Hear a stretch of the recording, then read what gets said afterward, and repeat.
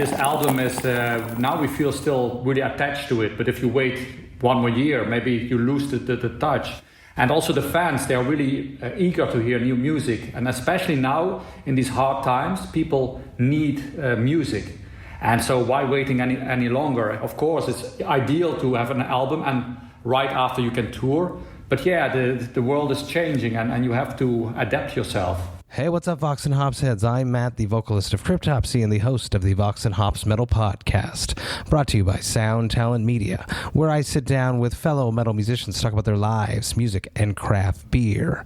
I hope that you had a glorious weekend. I most certainly did. This Vox and Hops episode is presented by Heavy Montreal. When there isn't a global pandemic crippling the music industry, they normally put on a bunch of... Wait, what a minute? Wait, hold on a second. Heavy Montreal just announced their first show for 2021. I am super stoked about this. That's right, everyone. They just announced that on November 19th, they have brought Ginger with very special guest Suicide Silence coming to Tellus. This is very exciting. This is the first show that they have announced in a long time. I am stoked about this. Heavy Montreal is Montreal's premier metal promoter, and this show is going to be insane. Tickets are on sale right now. You can go and get those via the link in the description of this podcast. I love Heavy Montreal, and I'm super stoked to have them behind the Vox and Hops Metal Podcast. Now, before we jump into today's episode, I would just like to encourage you to follow the Vox and Hops Metal Podcast on the podcast platform of your choice. But more than that, I'm asking you to rate it and write a review, because when you do that, more people just like yourself will be able to discover the Vox and Hops Metal Podcast. You should also sign up to the Vox and Hops Metal Podcast mailing list. You can do that on my website, voxandhops.com. That's VOXANDHOPS.com. And when you do that, you shall receive one email a week containing all of the details of everything that has happened throughout the past week in the world of the Vox and Hops Metal Podcast, including all the details for any episodes which I have dropped throughout that past week, if I have been a guest on someone else's podcast, as well as the links to the upcoming live interview Thirsty Thursday virtual hangs, and of course the links to the Brutal Awakenings playlists, which is available on both Apple Music and Spotify and is curated by my man, Jerry Monk, the metal architect himself. Do yourself a favor, sign up to the Vox and Hops Metal Podcast's mailing list. This is a party that you do not want to miss. Now, on today's episode, I am with Mark Jansen of Epica. Get ready, everyone. This is Vox and Hops episode number 247. I warn you, what you are about to hear is very disturbing indeed.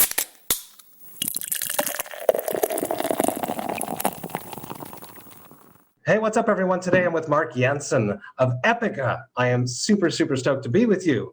Let's start with a very simple question. How are you doing, Mark? That's a good question. I'm doing fine. I had a great day. I worked in my garden the whole day on my vineyard. So there was a lot of work to do. It's almost done, and then I can start working on the next thing. So, but for me, it's a lot of fun working in the garden. I really enjoy myself there. That does sound very nice. That sounds very nice indeed. It's I'm here in Montreal, and it is terribly cold outside. We're getting slammed with a bunch of snow recently. It's fun with the kids. We're going sliding. I'm pulling them in the sleds. Yeah. But I'm not getting to play in the garden just yet. But I'm actually waiting for some serious coldness, so send some over because I love it. Coming your way. Let's start with a more complex question. How did you cope with the glorious year of 2020, which is now behind us? Yeah, I know that many people were really suffering from it. And of course, I had my ups and downs as well. But I must say that I had also a very good time in 2020. So I could do a lot of things that I usually almost never have time for.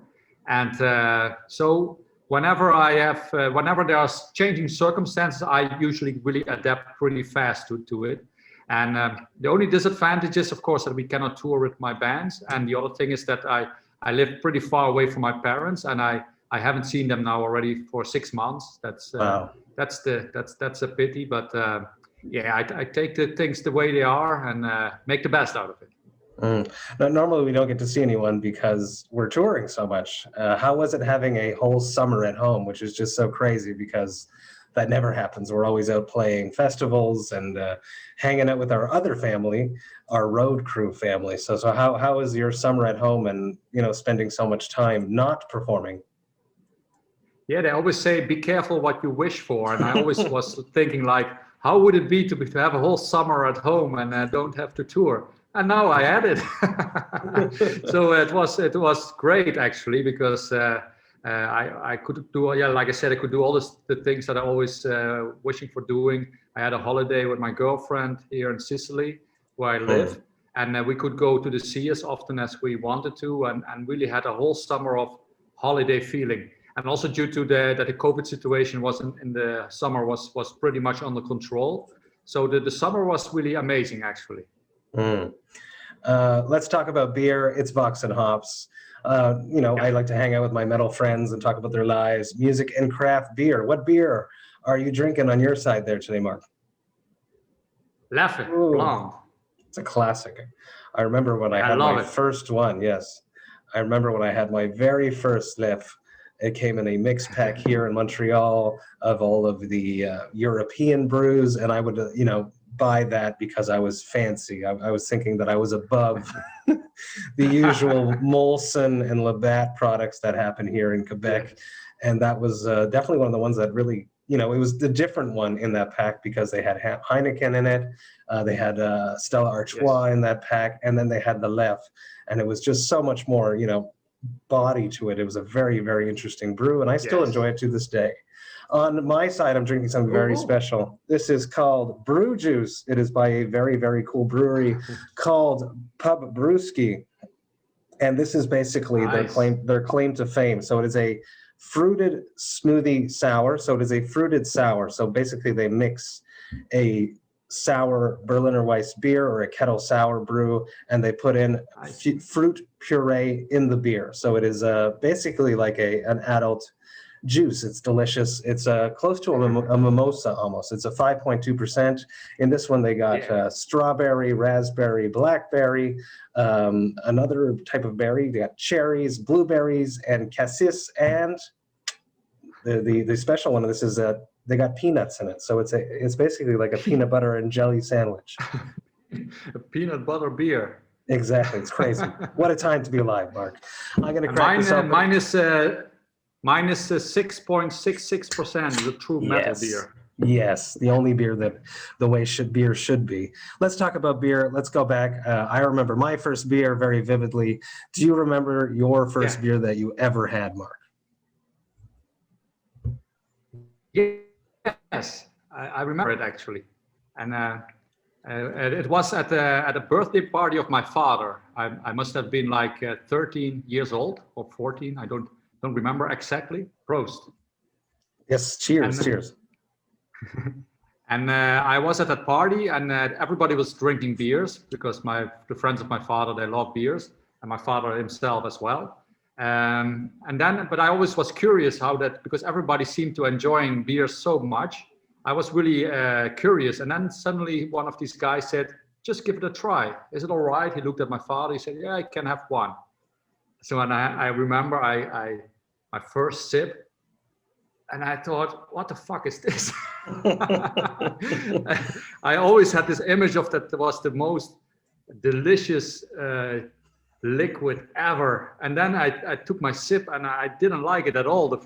Nowadays I like it, but that first sip, I thought it was disgusting. It's true. I've spoken about it on the podcast as well. As my first time drinking, I hated it, and it was really just, I was a little bit older. I was a young teenager, and it was basically the whole purpose of drinking was to have a good time and to try to get intoxicated, but it tasted so bad. And my first memory of smelling beer, because my dad never drank, was here in Canada. Again, it's wintertime, right? So I'm walking home from school and I pick up this beer bottle for some reason, and I get like beer spilled on my mittens. I was young. I was still in primary school, and I remember the smell just being so bad. Unlike this one, which is just delicious on the nose, it is pure peanuts. It smells like peanut butter peanuts, and then the when you sip it, you peanut got that. butter penis? No. Peanuts. When you sip it, you got that jelly tartness. So it's really, really cool. Yeah.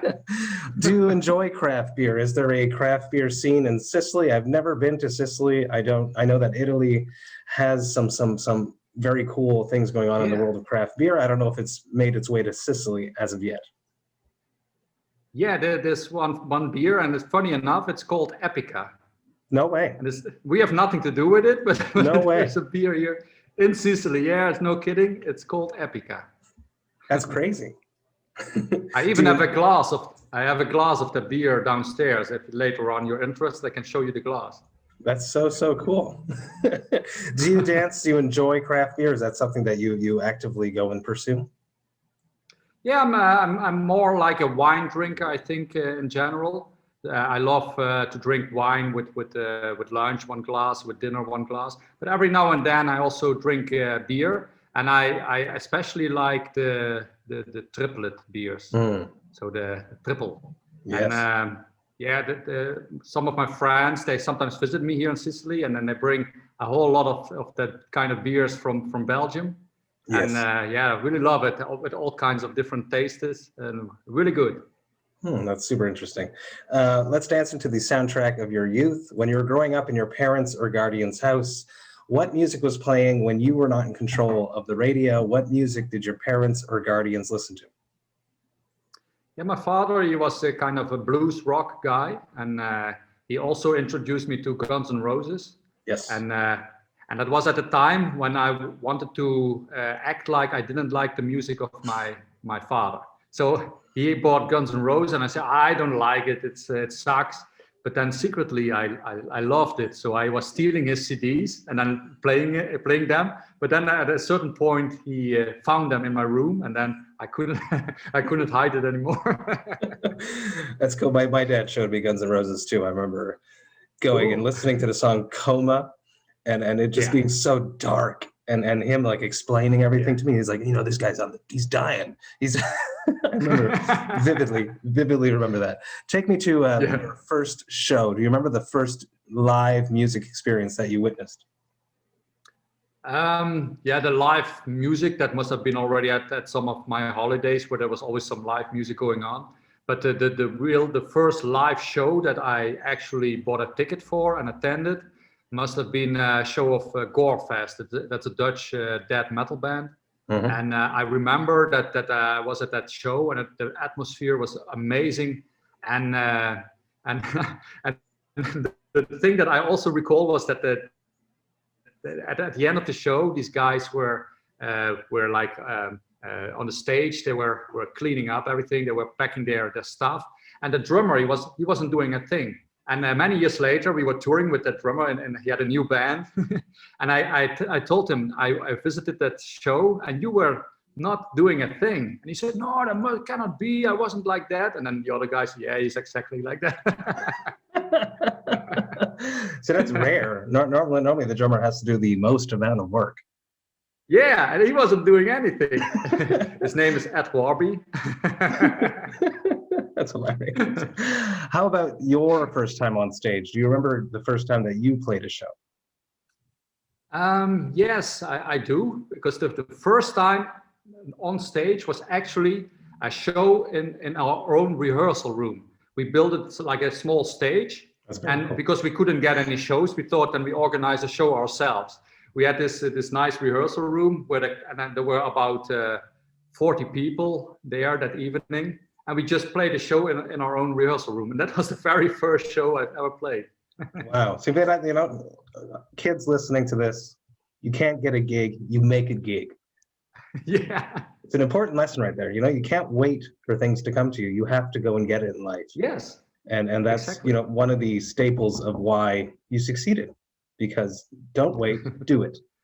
Was it a good show? Yeah, it was probably not such a good show, because it was our first show. Even though it was in our own rehearsal room, we were nervous as hell. And our bass player, he was laying after the show drunk on the floor. That's all I remember as well. That's how he dealt with his nerves, I guess, right? Yeah. I still get that, a little bit before I climb onto stage.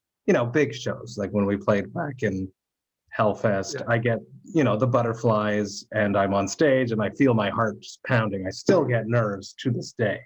Do you still struggle with nerves, and how do you cope? What is your process when you approach getting onto a huge bill such as WEC?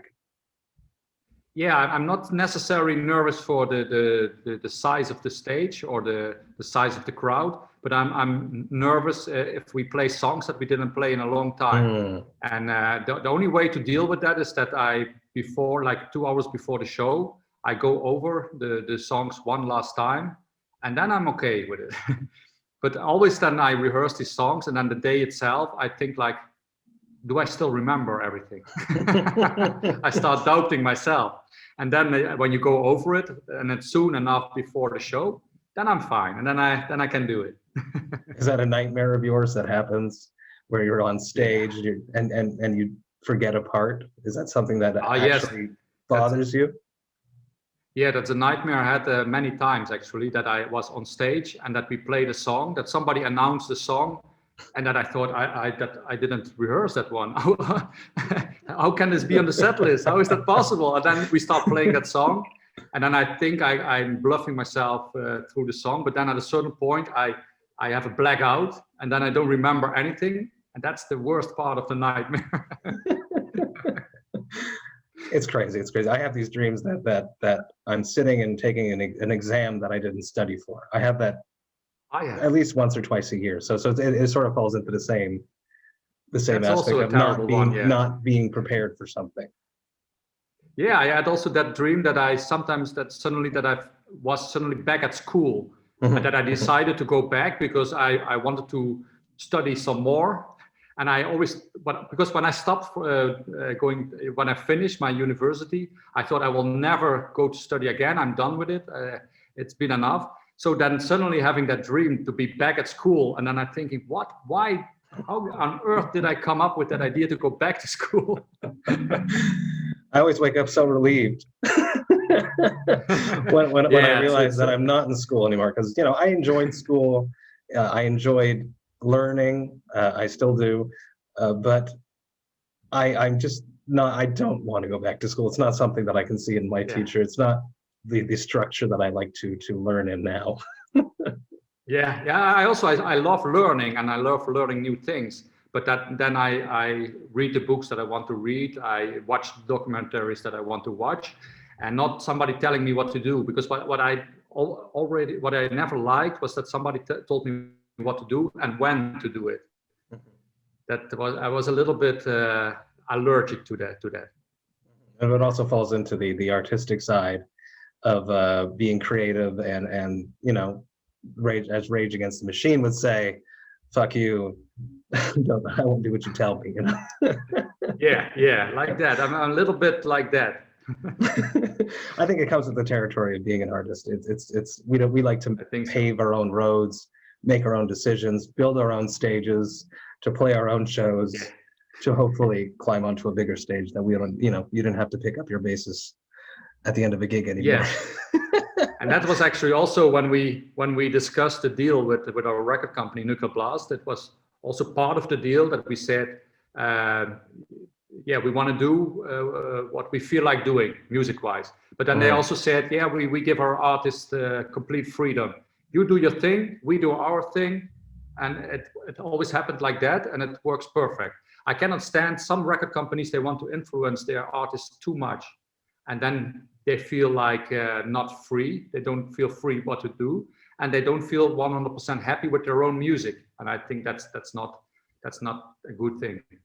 I think that would be hell to be in a band, because it's such a passionate project, being an artist and being in a band. Yeah. To spend so much time, so much energy to create something that you don't even love. I would think that would be just the worst. And then you have to tour it for 2 years. Oh, just the worst. I would not want to do that ever. No. ever. You guys didn't do that though, because you guys are releasing Omega, dropped February 21st via Nuclear Blast. You've been talking a lot about this record because you're doing a bunch of press for it, so I'm not going to, dive too much into the same redundant questions, but I am curious about a pandemic release. Is that something that was hard for you guys? You're in the process of probably already had recorded it before the pandemic hit. I know how these things work. And then was there a thought of just holding on to it, waiting for that pandemic to finish, and then release it so that you could tour it and promote it properly? Is that a discussion that you guys did have? Yeah, we had that discussion, and we actually postponed the release already once from September last year to February this year. But when we discussed again to postpone it again, I said, hold on, I want it to be released because nothing is the same now anyway than it used to be. And if you wait, you maybe wait 1 more year, 2 more years, nobody knows how long this is going to take. And I said, yeah, and everybody luckily agreed with me. This album is, now we feel still really attached to it, but if you wait 1 more year, maybe you lose the touch. And also the fans, they are really eager to hear new music. And especially now in these hard times, people need music. And so why waiting any longer? Of course, it's ideal to have an album and right after you can tour. But yeah, the world is changing and you have to adapt yourself.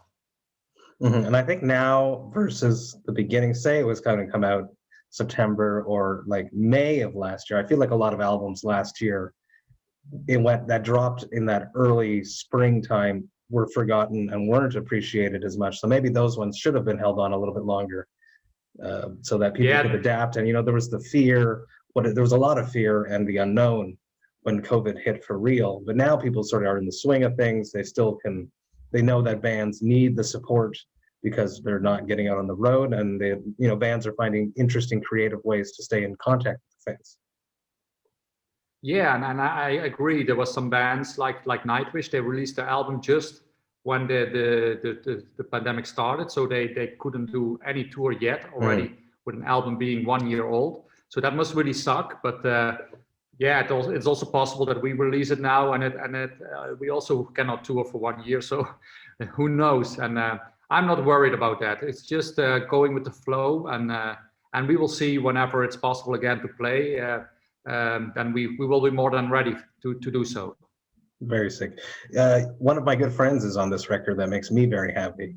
The great Vicky Psarakis of the Agonist. She is a Vox&Hops alumni. Basically, all of the Agonist are Vox&Hops alumni. I've had them on, the whole band, with the exception of Paco. Paco, I'm going to get you. You're my missing link to get my full Agonist Vox&Hops alumni status. Yeah, but great band.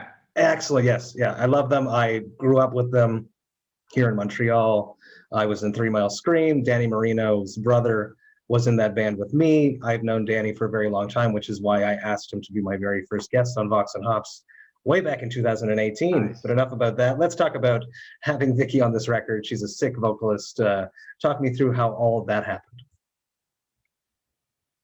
Yeah, actually, we had the album finished, but we had one spoken word part, which didn't fit well with what we had in mind.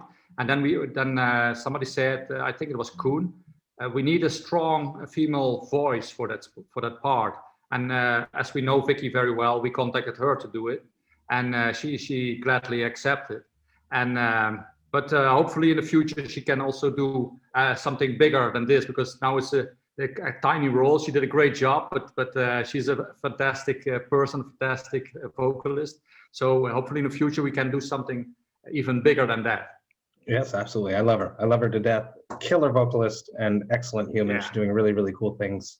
Yeah, with her Patreon right now. She's got all these cool covers that she's doing. She's tackled the pandemic very well for herself. She's scratching that itch. Nice. How are you going to stay in contact with your fans after this release? Is there discussions of a live stream? Is there how are you guys going to connect with your fans? There's definitely an option for doing a live stream, because the longer it takes before you can do shows, the sooner you have to come up with alternative ideas.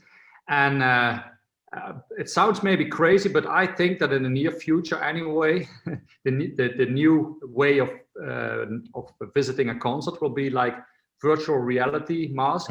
And maybe in 10 years, this technology is so much developed that you put on a whole suit and you actually feel like being at a concert. I think it will go that way.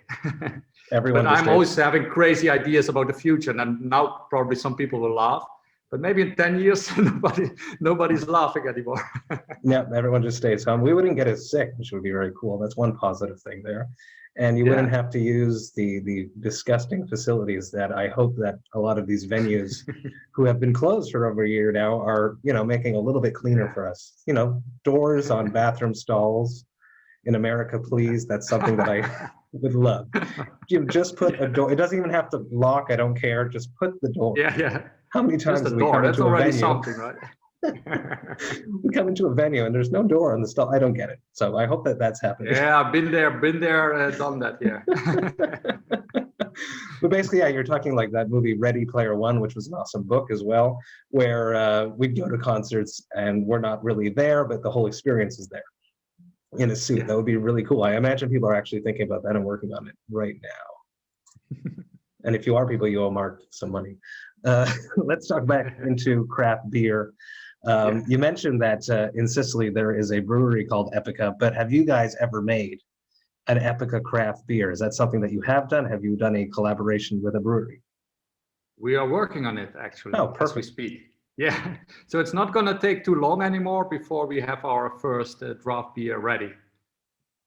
Very, very cool. Can you tell me, there's probably a bunch of secret stuff going on, but if you can talk about it, tell me which brewery it is or what style it is and what it's going to be called. I can tell you already that it's a Belgian brewery. Very nice. They make one of the best beers in the world in Belgium. So I mean, in Belgium they brew the best beers in the world, and also Germany has some good ones. Netherlands has a few good ones too, and then everywhere in the world there are some good ones as well. But I think like Belgium is like the how you say it, the main country for beers, at least for me, and that's also why my favorite is from Belgium. Well, it sort of started there, so they have a few more years on everyone in experience in creating delicious brews. So yeah, there'd be my favorite Dutch beer, by the way, is Hertog Jan. I don't know if you know that one. I do not know that one. What style of brew is that? It's a bit hoppy, but it's very good. It's a very difficult name. That's why probably nobody remembers it. But it's, in my opinion, the best Dutch beer, because everybody always talks about Heineken as the Dutch beer, but we in the Netherlands are not so proud of Heineken, to be honest. That's just the marketing. Not many. That's just the marketing. That's just the marketing. The marketing was very, very good for it. I believe Hoegaarden is from the Netherlands. Am I crazy? Or is that Belgian? What? Hoegaarden, is that Which one? From Hoegaarden? Hoegaarden, yes. It's it's also Dutch. I used to love getting that because it came in this ridiculous huge glass, which my young self thought that there was more beer in it, but it's not. It's just the glass is thicker. That was a thing with my head. I loved it. It's really good. I'm very, very lucky that I get to do these interviews, and the moment right before, I'm wondering if the artist is going to connect. Am I prepared enough for this chat? So I get the little butterflies as if I'm about to jump onto stage. That is how I'm filling my void from performing. How have you been filling the void from your performance? Yeah, now there comes a long story, because I'm doing so many things that first of all, I love doing sports. So I'm doing cycling, I run, I swim, fitness. So I even, maybe you can see it a bit in the background. I do see it in the back of your home gym. Part of my fitness studio. I have some machines also downstairs. Because the sad thing was that some fitness clubs went bankrupt now because of the pandemic. The good thing for me was I could get a lot of this stuff for free almost. So just I don't want to. Yeah, exactly. So I don't want to be too happy about it, but at least I found a nice place and I use it a lot. So I love sporting, but I also love coldness adaptation training.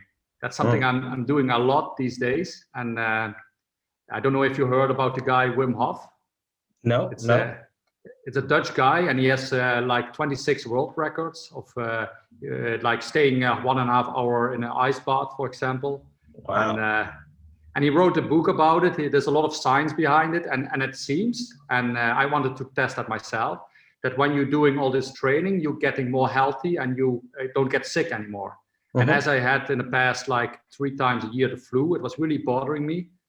Since 3 years ago, I'm doing this training, and 3 years, since 3 years, I didn't have the flu anymore. So for me, it works. I think what I hear also for many other people that it works for them as well.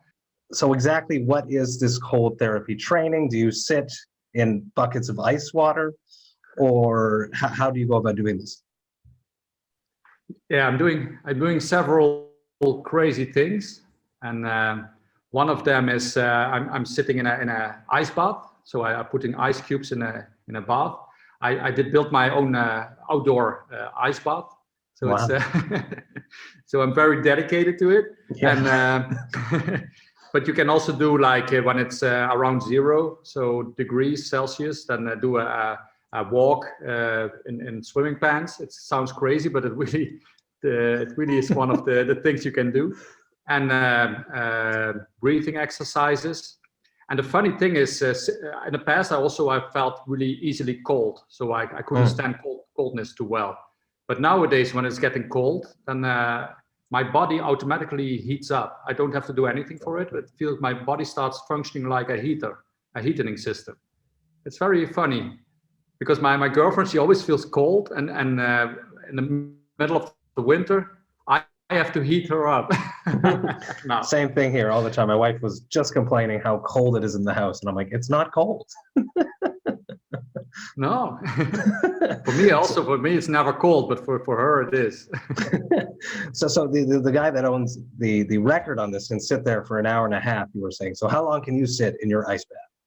Yeah, so far my maximum was 23 minutes. And even though that's far from 1.5 hours, I can assure you after 23 minutes, you start feeling very cold already. Yeah. I've heard that if you swear while you're doing things like this, you can prolong, like put the pain aside.